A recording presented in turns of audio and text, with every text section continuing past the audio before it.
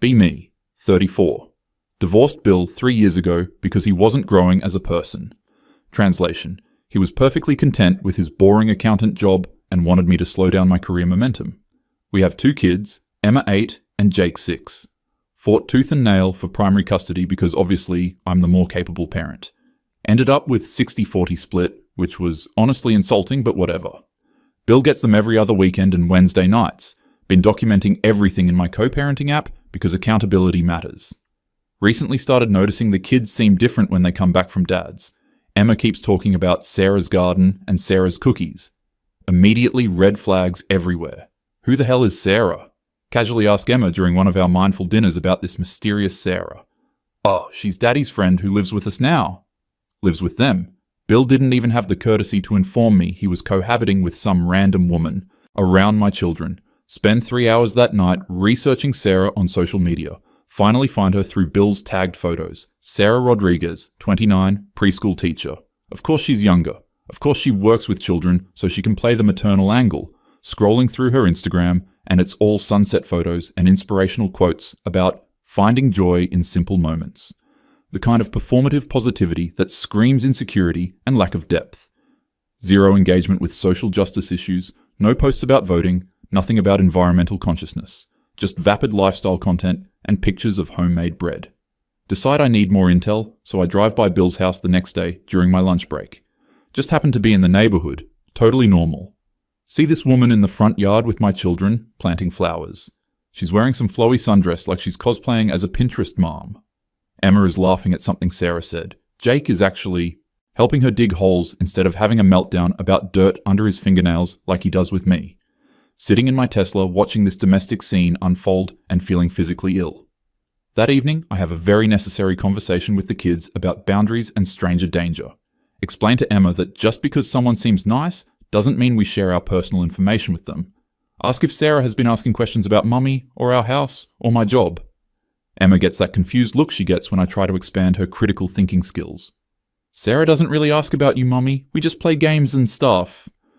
The dismissiveness in her tone is concerning. Clearly this woman is deliberately positioning herself as the fun parent figure to undermine my authority. Text Bill that night, demanding a conversation about his living situation. He calls me back within an hour, which is more responsive than he ever was during our marriage. Rachel, I was going to tell you, soon, I just wanted to make sure it was serious first. Make sure it was serious. He's been letting some random woman bond with our children without proper vetting. Demand to know her background, her intentions, her financial situation. Bill gets that tone he used to get when he thought I was being unreasonable. Tells me Sarah's been wonderful with the kids, and that's all that matters. Hang up before I say something I might regret. Spend the weekend researching everything I can about Sarah. Find out she makes maybe $35,000 a year as a preschool teacher. Bill is supporting some broke woman who's clearly looking for a meal ticket.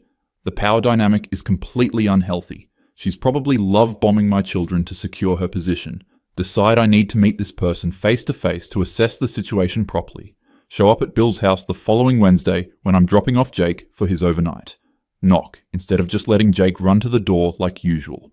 Sarah answers wearing an apron covered in flour. She's shorter than me, darker skin, kind of pretty in that unthreatening way men seem to prefer. Immediately extends her hand with this warm smile that feels rehearsed. You must be Rachel. I've heard so much about you. The audacity of this woman discussing me with my children. Shake her hand briefly while scanning the interior of the house behind her. Notice new curtains, different furniture arrangement, fresh flowers on the table. She's already redecorating, like she owns the place. I'm Sarah. It's so nice to finally meet you. Finally meet me, as if I'm some peripheral figure in my own children's lives. I understand you're living here now. Keep my tone neutral, but make it clear I'm evaluating her. Yes, Bill and I have been together about 8 months now. 8 months, and I'm just finding out about her existence. The kids are just wonderful. You've done such an amazing job raising them. The patronizing compliment makes my skin crawl. She's trying to position herself as an authority on my parenting. Jake runs past us toward the kitchen, yelling about cookies. Sarah laughs this tinkly laugh and follows him. I follow too, because I need to see what's happening in my former kitchen. There's actual homemade cookies cooling on racks. Jake is already grabbing one and talking excitedly about helping mix the batter. At home, Jake claims he's too tired for any food preparation activities. Clearly, she's bribing them with sugar and empty calories. Emma appears from somewhere upstairs, wearing a dress I don't recognize. "Mommy, look! Sarah taught me how to braid friendship bracelets." Holding up her wrist with some colourful string creation. At home, Emma always says crafts are boring, and she'd rather read. This woman has been systematically identifying what I supposedly fail to provide, manipulating my children's interests to make herself seem indispensable. Bill walks in from the garage looking more relaxed than I've seen him in years. He's got some colour in his face, gained a little weight in a healthy way. Wearing a casual button-down I bought him that he never used to wear, puts his arm around Sarah's waist in this casual, possessive gesture. They look at each other with this nauseating contentment, like they're starring in some wholesome family commercial. "Rachel, would you like some coffee? I just made a fresh pot." Sarah's still doing that hostess routine in what used to be my kitchen. Decline politely while noting she's already established domestic routines. Emma shows me her friendship bracelet again, and I praise her creativity. Mention that we should work on more challenging crafts at home that develop fine motor skills. Sarah gets this slightly confused look, like she doesn't understand the educational value. Of course she doesn't. She's focused on entertainment rather than development. Jake starts telling me about the butterfly garden they're planning. Apparently Sarah knows all about plants and ecosystems, which is ironic because I've been trying to get him interested in environmental science for months. But when I suggest educational nature documentaries, he complains they're boring. Suddenly he's fascinated by biology when it involves playing in dirt with Sarah. She's found the exact intersection of fun and learning that I've been working toward. Except she stumbled into it accidentally while I've been strategically planning. Stay for exactly 15 minutes to observe family dynamics. Notice how Sarah naturally includes both kids in conversation without lecturing, how Bill seems more present and engaged than he was during our marriage, how the whole house has this relaxed energy that I realized was missing before. Feeling increasingly uncomfortable with these observations. Make polite excuses and leave after reminding Jake about his homework schedule. Spend the drive home analyzing what I witnessed. Clearly Sarah is love-bombing the children with permissive parenting. All cookies and craft projects without any structure or educational goals. Bill probably loves having someone who doesn't challenge him to be better, someone who's content with mediocrity and surface-level happiness. The children are being seduced by instant gratification instead of learning delayed satisfaction. This is going to impact their long-term development and achievement orientation. Call my therapist, Dr. Amanda, for an emergency session. Explain the concerning situation with Bill's new girlfriend, how she's undermining my parenting approach with frivolous activities. Dr. Amanda asks how the children seem when they return from visits. Have to admit they've been more relaxed lately, fewer tantrums. But that's obviously because they're not being held to appropriate standards. Rachel, what specifically concerns you about Sarah's interactions with Emma and Jake? List the obvious issues. Lack of educational focus, too much sugar, no structured activities. Dr. Amanda has this annoying way of asking follow-up questions that miss the point. Do the children seem unhappy or unsafe? Of course they're not unhappy. That's exactly the problem. They're being conditioned to expect constant entertainment and validation, instead of learning resilience and critical thinking skills. Try to explain this, but Dr. Amanda keeps steering the conversation toward my feelings. Obviously, I have feelings about my children's welfare being compromised. Any responsible parent would be concerned about inconsistent boundaries. Decide I need to document everything for potential custody modification. Start keeping detailed notes about what the children report from Bill's house. Emma mentions Sarah helped her with a school project about family trees. Red flag. Why is Sarah involving herself in academic work? Jake says they made pizza from scratch and he got to throw the dough. Concerning that she's teaching them to play with food. Emma talks about how Sarah reads different voices for all the characters during story time. I read to them too, but I focus on comprehension questions and vocabulary building. 3 weeks later, Emma comes home from Bill's house with a friendship bracelet for me. Sarah helped me make this one special for you, Mummy. The manipulation is so transparent it's almost insulting. She's trying to ingratiate herself with me through my own daughter. Emma explains that Sarah said it was important to make something nice for me, because I work really hard and deserve pretty things too. The woman is coaching my child to pity me for my career success. Decide I need to have a direct conversation with Sarah. Text Bill that I'd like to invite Sarah for coffee to discuss co-parenting coordination. He responds immediately saying Sarah would love that. Of course she would. Probably sees it as an opportunity to further her agenda. Arrange to meet at a neutral location downtown, upscale enough to establish appropriate context. Sarah shows up 10 minutes early, wearing jeans and a cardigan. I'm in my usual work attire, which clearly makes her self-conscious. She orders some basic latte while I get my usual oat milk cortado. Start with pleasantries about how well the children are adjusting. She beams talking about Emma's creativity and Jake's curiosity, like she discovered these traits instead of me nurturing them for years. I wanted to discuss consistency in parenting approaches. Explain that I've worked hard to establish routines and educational priorities. How important it is that the children experience similar expectations in both homes. Sarah nods enthusiastically, like she totally understands. That makes so much sense, Rachel. You're obviously such a thoughtful parent. The condescension is subtle, but definitely there. I'm still figuring out how to be helpful without overstepping. At least she acknowledges she's overstepping. Ask about her background with child development. Turns out she has an associate's degree and some early childhood training. Nothing compared to all the parenting books and research I've absorbed.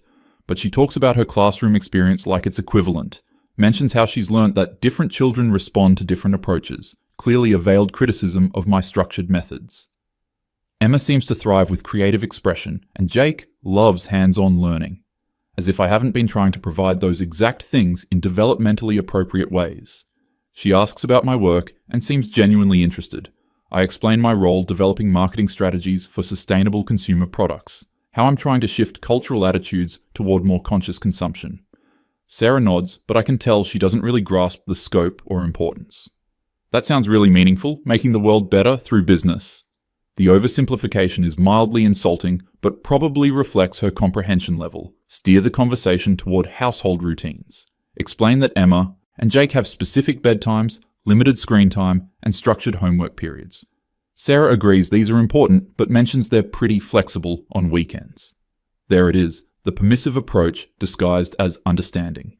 Ask about nutritional guidelines, and she talks about involving kids in cooking, which sounds nice, but completely misses the point about establishing healthy eating patterns. An hour into coffee, and I realize Sarah isn't malicious, just limited.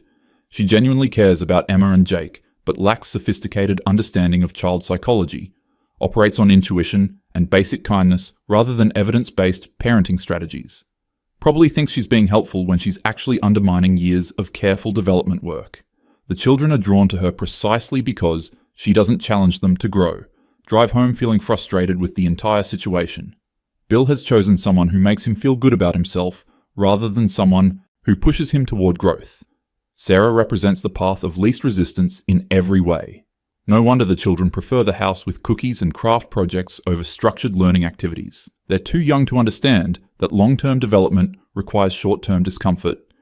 That weekend, Emma asks why I don't do more fun stuff like Sarah does. Explain that there are many different types of fun, including the satisfaction of accomplishing challenging goals. Emma gets that glazed look she gets when I try to expand her thinking. But Mommy, why can't learning be more like playing? Clearly Sarah has been feeding her these simplistic ideas about education. Spend an hour explaining how play can be educational if it's structured properly. Suggest we do a science experiment with baking soda and vinegar. Emma reluctantly agrees but keeps comparing it to Sarah's way of just letting her explore. Jake comes home the next week talking about the vegetable garden they planted. Apparently, Sarah explained photosynthesis through some story about plants eating sunshine. I've been trying to teach him about photosynthesis with proper scientific vocabulary, but he responds to her anthropomorphized explanation like it's revolutionary. Clearly she's dumbing down complex concepts instead of expanding his intellectual capacity, though I have to admit, he's suddenly interested in biology for the first time. Few weeks later, get an email from Emma's teacher about improved performance. Emma's been more engaged in group projects and creative writing assignments. Teacher mentions she seems more confident expressing herself. Obviously these are positive developments, but I'm concerned about the underlying cause. Is Emma finally maturing into her academic potential, or is she being conditioned to seek approval through performance? Notice both kids have been having fewer behavioral issues at home. Emma's meltdowns about clothing choices have virtually disappeared. Jake actually helps with kitchen cleanup without being asked multiple times. These changes are obviously positive, but I'm concerned they're superficial. Real behavioral improvement comes from internal motivation and developed self-regulation, not from being spoiled with constant positive reinforcement. Decide to visit Bill's house unannounced during one of his custody weekends. Legitimate reason, Emma forgot her retainer and needs it for her orthodontic treatment. Arrive Saturday afternoon and find all of them working in the front yard. Bill is building raised garden beds while Sarah supervises the kids planting seeds. Everyone is dirty and laughing like they're starring in some wholesome lifestyle advertisement. Jake sees me first and runs over with soil-covered hands to show me the tomato seedlings. "Mummy, look. We're growing our own food so we don't have to buy it from stores." The environmental angle is clearly Sarah's attempt to appeal to my values, though she's oversimplifying sustainable agriculture into basic gardening. Emma bounds over to explain their crop rotation plan, which is actually just different vegetables in different boxes, but she's excited about the terminology. Sarah approaches, wiping her hands on a towel, again with that warm smile. "Rachel, Emma said you might stop by. Would you like to see what we've planted?" Spend 20 minutes getting the full tour of their modest garden project. Sarah explains each plant choice with this enthusiasm that's either genuine or very well performed. Mentions how she researched which vegetables grow well together. Clearly she's done some homework to impress me with her domestic capabilities. The kids interrupt constantly with questions and observations. Notice how Sarah answers each one without showing any irritation, even when Jake asks the same question 3 different ways. Bill looks genuinely happy in a way I don't remember from our marriage. He's got dirt under his fingernails and doesn't seem stressed about it. During our relationship, he would never engage in messy outdoor activities. Complained that gardening was impractical when we could buy organic produce. Now he's enthusiastically explaining soil composition to Emma like he's discovered agriculture. Clearly, Sarah has influenced him to embrace activities he previously dismissed as frivolous. Sarah mentions they're planning to donate extra vegetables to the local food bank, obviously positioned to demonstrate her social consciousness. Though volunteer work would be more impactful than occasional vegetable donations. The kids are excited about helping hungry people with their garden, which is sweet but reflects simplified understanding of food insecurity issues. Real activism requires systemic thinking, not just individual charitable gestures. Leave feeling more conflicted than when I arrived. The children are obviously thriving in this environment despite its limitations. They're learning practical skills and developing environmental awareness, but through play-based methods rather than structured educational approaches. Sarah's influence seems genuinely positive, even if her methods lack sophistication. Bill appears more engaged as a parent than he ever was during our marriage. That evening, try to implement some of Sarah's approaches in my own household. Suggest to Emma that we plant herbs in containers for our kitchen windowsill. She's immediately excited and wants to start right away. We spend an hour at the garden center picking out basil and cilantro plants. Emma chatters non-stop about different growing requirements and watering schedules. Clearly, she's absorbed more information from Sarah's garden than I initially realized. Jake asks if we can make pizza from scratch like they do at Daddy's house. Normally, I'd suggest we order from the local organic place to save time, but decide to try Sarah's hands-on approach to cooking education. Jake is amazed that pizza dough requires yeast and warm water. Spends the entire preparation time asking questions about chemical reactions. Ends up eating more dinner than he has in weeks because he helped create it. Start noticing small changes in my own parenting approach. Less structured activities, more spontaneous exploration. Emma suggests we have a backwards day, where we eat breakfast for dinner. Normally, I'd explain why maintaining routine is important for developing self-discipline. Instead, we make pancakes at 6 p.m. and both kids think it's hilarious. Realize I haven't heard Emma's anxious complaints about school in several days. Jake hasn't had a bedtime meltdown in over a week. 3 months after meeting Sarah, receive another positive report from Emma's teacher. Emma's been chosen for the advanced reading group and is participating more in class discussions. Teacher specifically mentions improved social skills and creative problem solving. Asks what we've been doing differently at home to support these developments. Have to admit, most of the changes correlate with Sarah's influence rather than my parenting adjustments. Jake's preschool teacher mentions similar improvements during conference week. Better cooperation during group activities, more willingness to try new things, less anxiety about messy play, and more enthusiasm for outdoor exploration. She asks if we've been doing different activities at home. Realize that Jake's most significant growth periods align with his weekends at Bill's house. Decision to invite Sarah to Emma's school science fair, partly because Emma specifically requested it, partly to observe Sarah in academic setting. Watch Sarah engage with Emma's project about plant growth patterns. She asks thoughtful questions without oversimplifying or talking down. Other parents seem drawn to her natural warmth and enthusiasm. Emma beams, showing off her research to my dad's girlfriend Sarah. The possessive pride in Emma's voice is unmistakable. Overhear Sarah talking with another parent about classroom volunteer opportunities. Apparently she's been helping with reading groups at Emma's school during her lunch breaks. Emma never mentioned this, probably because she knows I'd have opinions about coordination. The other parent raves about Sarah's patience with struggling readers, mentions how she makes learning feel like play without sacrificing educational content. Exactly the balance I've been trying to achieve for years. Afterward, ask Emma why she didn't tell me about Sarah volunteering at school. I thought you might be sad that she's there and you're busy at work. The diplomatic wisdom of an 8-year-old protecting my feelings. Realize Emma has been carefully managing information to avoid conflict. Ask if she likes having Sarah at school. She makes reading fun for the kids who think they're bad at it. Even Emma recognizes Sarah's gift for meeting children where they are. Start following Sarah's Instagram more regularly. Initially for reconnaissance, but increasingly out of genuine curiosity. Her posts about classroom activities show creative approaches to early literacy. Photos of science experiments using household materials. Simple art projects that develop fine motor skills while encouraging self-expression. The content is actually quite thoughtful despite the casual presentation style. Notice she occasionally shares articles about child development and educational research. Not the advanced academic journals I read, but reputable sources with practical applications. Her captions show she understands developmental psychology even if she doesn't use technical terminology. Comments from other teachers and parents suggest she's genuinely respected in her field. Realize I may have underestimated her professional competence. 6 months after the divorce, Bill texts asking if we can adjust the custody schedule. Immediately assume he wants more time to solidify Sarah's position with the children. Turns out he's asking for slightly less time because Sarah thinks the kids need more consistency. She's concerned that too much back and forth might be disrupting their sense of stability. The request demonstrates thoughtful consideration of the children's needs over the adults' desires. Agree to the schedule change, partly because it gives me more time with Emma and Jake. Partly because I'm curious about Sarah's motivations.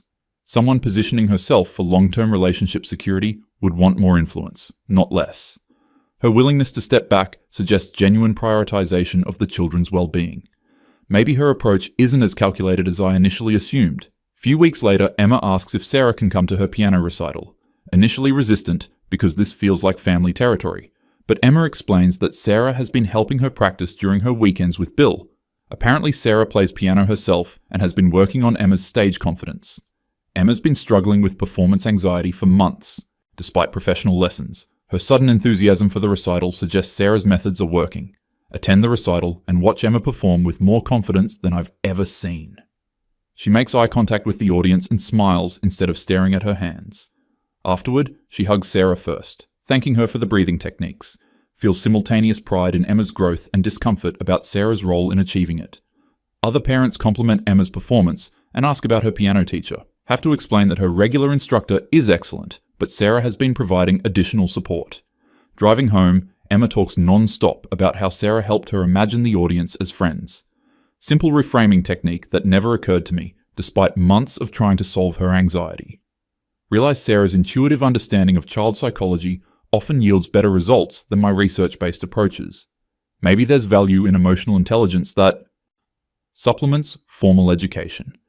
Though I still believe evidence-based parenting provides essential foundation, few months later notice significant changes in Bill during pickup and drop-off interactions. He's more communicative, asks thoughtful questions about the kids' school and activities, remembers details about their friends and interests that he used to ignore, takes initiative in coordinating schedules instead of just responding to my requests. Clearly, Sarah's influence has made him a more engaged co-parent. Jake mentions that Bill and Sarah have been taking parenting classes together. Apparently, Sarah suggested they learn about positive discipline techniques and emotional regulation. The woman who I assumed was just providing fun distractions has been pushing Bill toward actual parental development. More growth in 6 months than I achieved during our entire marriage, though possibly my approach was too confrontational to inspire change. 1.5 years after meeting Sarah, both. Kids are thriving by every measurable standard. Emma's grades improved, she's made new friends, and her anxiety has significantly decreased. Jake is more confident, cooperative, and emotionally regulated than ever before. Their relationship with Bill is stronger and more positive. They return from his house happy and settled instead of overstimulated or conflicted. Realize that my initial concerns about Sarah's influence were largely unfounded. She hasn't undermined my parenting so much as complemented it with different strengths. The children benefit from experiencing multiple approaches to problem solving and emotional support. Maybe the diversity in parenting styles provides them with more comprehensive development. Though I still maintain that structure and high expectations remain important. Decide to invite Sarah to coffee again, this time with genuine appreciation rather than suspicion. Want to understand her background and philosophy more deeply. Turns out she grew up in a large family where she helped raise younger siblings. Learned early that different children need different approaches to feel supported and valued. Her classroom experience reinforced these insights about individualized learning. Sarah mentions she's considering going back to school for her bachelor's degree in early childhood development. Bill is encouraging her to pursue advanced education. She's interested in research about trauma-informed teaching and culturally responsive pedagogy. Clearly more intellectually curious and growth-oriented than I initially recognized. Her humility about her current education level is refreshing rather than concerning. Ask about her long-term goals with Bill and the children. She's thoughtful about the complexity of step-parenting and her role boundaries. Acknowledges that I'm Emma and Jake's mother, and she's trying to support rather than replace. Mentions specific ways she defers to my expertise while offering her own strengths. The conversation reveals someone who's genuinely committed to the family's well-being over her own ego. A few weeks later, Sarah texts me directly for the first time. Emma has been having nightmares, and Sarah wants to coordinate our responses. She's researched age-appropriate strategies and wants to make sure we're consistent. Suggests a brief phone call to discuss approaches instead of handling it independently. Demonstrates respect for my primary parent role while taking initiative to help. During the call, realized Sarah's insights about Emma's anxiety triggers are surprisingly sophisticated. She's noticed patterns I missed and has practical suggestions for addressing them. Her recommendations align with current research on childhood anxiety management. We end up talking for an hour about various strategies and dividing responsibilities. Feel like I'm collaborating with another parent rather than defending my territory. 6 months later, Emma asks if Sarah can come to parent-teacher conferences. Initially, hesitant, because this feels like overstepping traditional boundaries. But Emma explains that Sarah helps with homework and should know what teachers recommend. Realize that Sarah's involvement in educational support makes her input valuable. Agree on the condition that I lead the conversation and Sarah participates as support. During the conference, Sarah asks thoughtful questions about differentiated learning approaches, takes notes about strategies for supporting Emma's creative strengths while building analytical skills. Teacher clearly appreciates having multiple adults invested in Emma's academic success. Afterward, Sarah thanks me for including her and asks how she can best support the teacher's recommendations. No territorial behavior or attempts to position herself as an authority. 2 years after the divorce, attend Jake's kindergarten graduation together as a blended family. Bill, Sarah and I sit together while Emma saves seats. Jake beams seeing all his important adults in the same place. Other families comment on how well we coordinate as co-parents. Realize that Sarah's presence has actually improved my relationship with Bill by reducing conflict. Sarah suggests we get dinner afterward to celebrate Jake's milestone. During the meal, both kids chatter excitedly about their summer plans. Notice how naturally Sarah includes me in discussions about activities and schedules. She's planning a camping trip and wants to make sure it aligns with my work travel. Asks if I have any concerns about outdoor activities or safety considerations. Watching Sarah interact with Emma and Jake over dinner, see genuine maternal affection. She celebrates their achievements, listens to their concerns, and guides them through social situations. The children clearly feel loved and supported by her presence. Her influence has been consistently positive despite my initial skepticism. Maybe my definition of successful parenting was too narrow. A few weeks later, Sarah calls asking for advice about discipline strategies. Jake has been testing boundaries and she wants my perspective on appropriate consequences. Conversation reveals her deep respect for my role and expertise as his mother. She's trying to maintain consistent standards while supporting his emotional needs, asks thoughtful questions about balancing firmness with compassion. Realize that over 2 years, Sarah has never criticized my parenting or undermined my authority. She's consistently supported my decisions while offering additional perspective. The children have benefited from having another adult who loves and invests in them. My initial fears about territorial competition were based on insecurity rather than reality. Sarah's presence has enriched rather than diminished our family dynamic. 3 years post-divorce, Emma starts middle school and faces typical social challenges. Sarah and I coordinate our responses to friendship drama and academic pressure. Text regularly about strategies and observations. She notices things I miss due to work demands, and I provide context she lacks about Emma's history. Our collaboration feels natural and mutually supportive.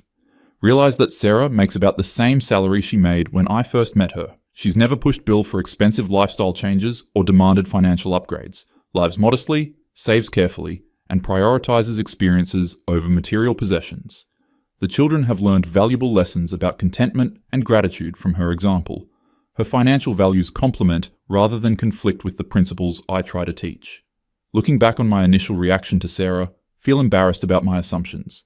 Projected my own insecurities onto someone who was genuinely trying to help. Assumed competitive motives where none existed.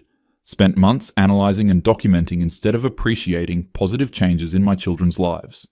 My academic approach to parenting made me miss the value of intuitive, emotional support. Sarah never had an agenda beyond loving Bill and caring for Emma and Jake. She didn't try to replace me or undermine my authority. Brought different strengths that complemented rather than competed with mine. Created space for the children to experience multiple forms of love and support. Her presence made everyone's life better, including mine. Now, when people ask about co-parenting with Bill's girlfriend, genuinely recommend Sarah. She's patient, thoughtful, and consistently prioritizes the children's needs. Brings out the best in Bill as both partner and father. Provides Emma and Jake with additional security and affection. Has taught me valuable lessons about collaboration over competition. 3 years later, watching Jake help Sarah make cookies while Emma reads nearby. Bill building a treehouse in their backyard for both kids to enjoy. Everyone laughing together about some inside joke I don't understand. Realize this is what successful blended family looks like. Not perfect, but loving and supportive and genuinely happy. Maybe Sarah's simple approach was exactly what everyone needed.